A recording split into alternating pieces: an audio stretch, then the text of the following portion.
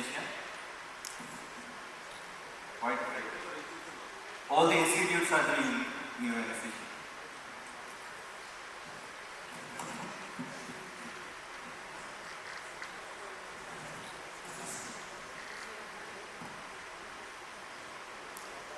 Okay.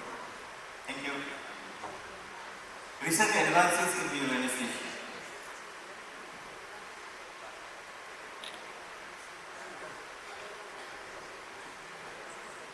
Okay, this is a photo from 1906. Sir Victor Horsley is operating on a patient. You can see the primitive devices which were used in that time. And you will be glad to know that it is the Sir William Horsley effort of which this subspecialty branch of anesthesia was developed as a neuro anesthesiology. From this we have evolved up to today to this stage.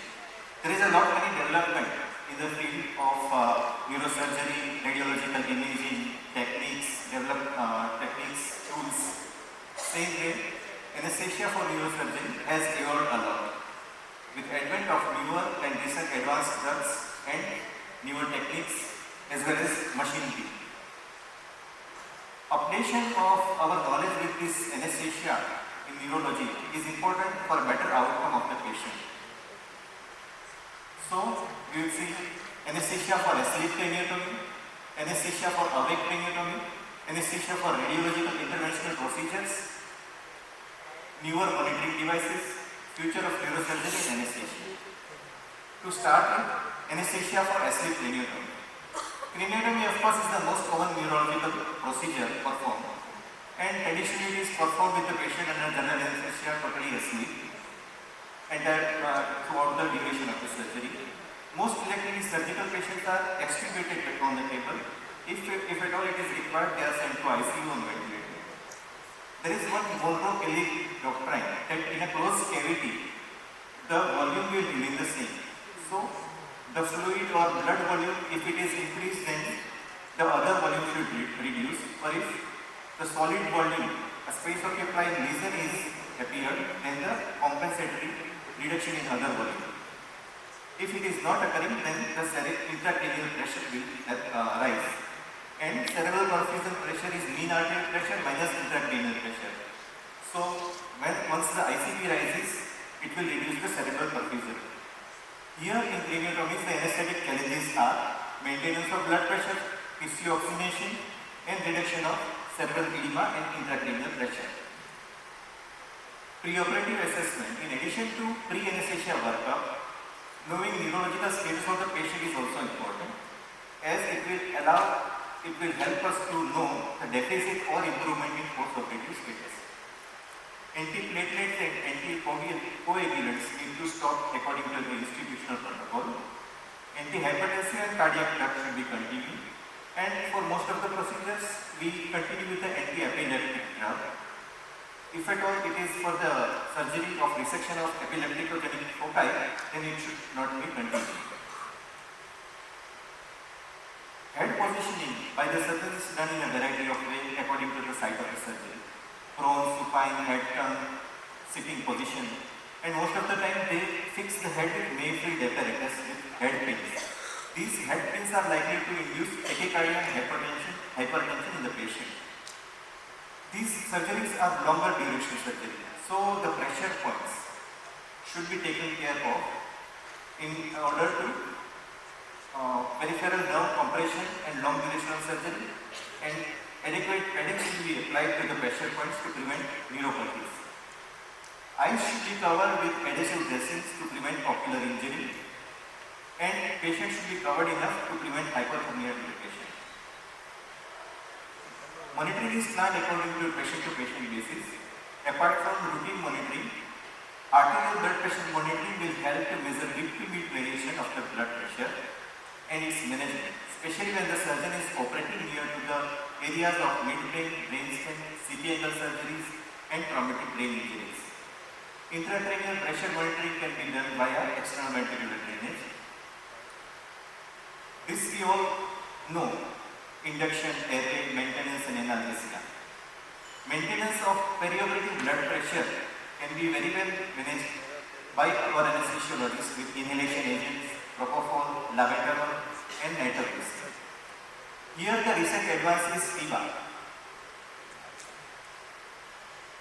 With PIVA and the drugs like propofol, dexmedetomidine, fentanyl, and remifentanil, shorter acting drugs, we will have a better outcome of the neurosurgical patients. We can have better outcome with the neurological recovery, and with short acting PIVA drugs, cerebroprotective strategy should be used. That is, keeping the mean arterial pressure more than 80 mm of mercury and cerebral normoglycemia to the patient. Post-operative care. Once the surgery is complete and patient is extubated, a thorough neurological examination of the patient should be performed. Once the patient is awake enough to follow commands and neuromuscular blockade is completely reversed. If we are suspecting lower cranial nerve integrities, then the patient should be extubated after he or she has become fully alert. All the patients of neurosurgery post-operatively are monitored in Neuro ICU, and post-operative systolic blood pressure should be maintained below 160 mm of systolic to prevent post-operative intracranial bleeds. Now some practical points. Those who are working must have faced these scenarios. The bulging brain. It may become it may become so much bulging that the part of the brain has to be chopped off, and then single layer 10 ethanol closure has to be done. So there are multiple factors which may cause this kind of situation. Either it may be a size of craniotomy. A smaller craniotomy will lead to push out larger brain in a larger way. So a bigger craniotomy performed will be helpful. Head and elevation. We can elevate the head in order to reduce the intracranial pressure. Dextrona and steroids, hyperventilation, mannitol and hypertonic saline of course is useful.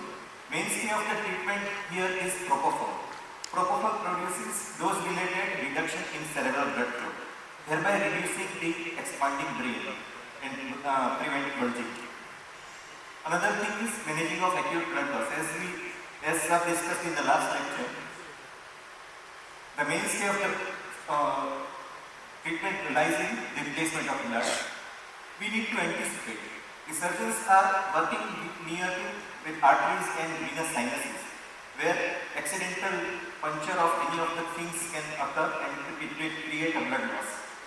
Anticipate blood loss, keep transfusions ready, take at least 2 large bore IV lines to combat the condition. For massive transfusion protocol, 1:1:1 strategy for LRRCC, FFP and platelet. IV calcium gluconate and sodium bicarbonate to combat hyperkalemia, vitamin K and tranexamic acid for coagulation. Awake craniotomy. Now we move on to awake craniotomy. The indication is surgical site near to the iliac area. Resection of tumor near the motor area of cerebral cortex. In awake craniotomy, patient selection is very important. If the patient cannot cooperate with the surgeon's command due to altered mental status, baseline FAC or confusion, awake craniotomy is contraindicated. And of course, it is a teamwork. All the members inside OR need to coordinate, and a proper decorum inside the operation theatre need to be maintained. Relative contraindication to avoid patients with uncontrolled seizures.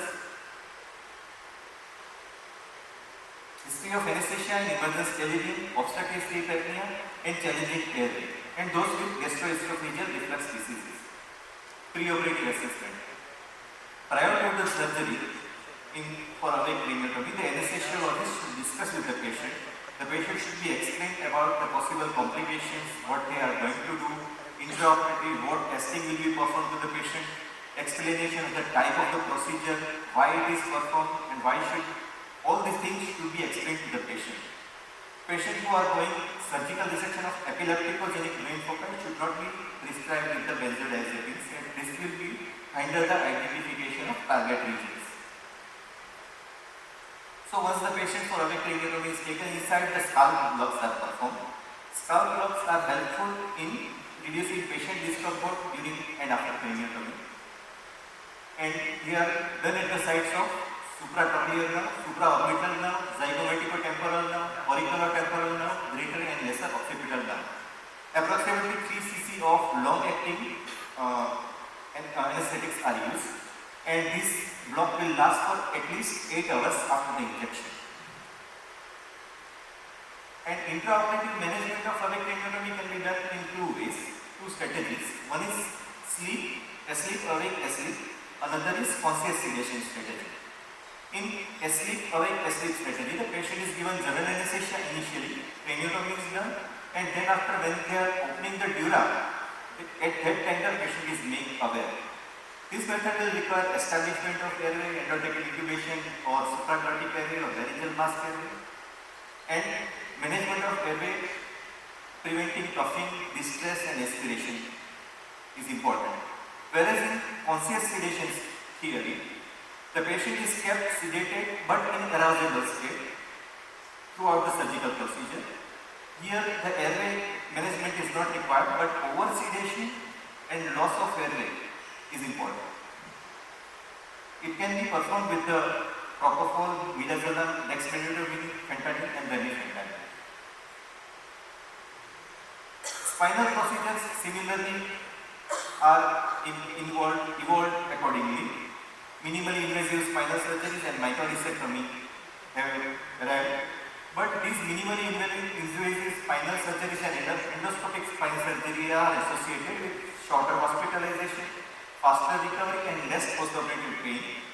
Such minimally invasive procedures also mean discectomy no longer require general anesthesia. Rather, local anesthesia and conscious sedation is now an option for these procedures.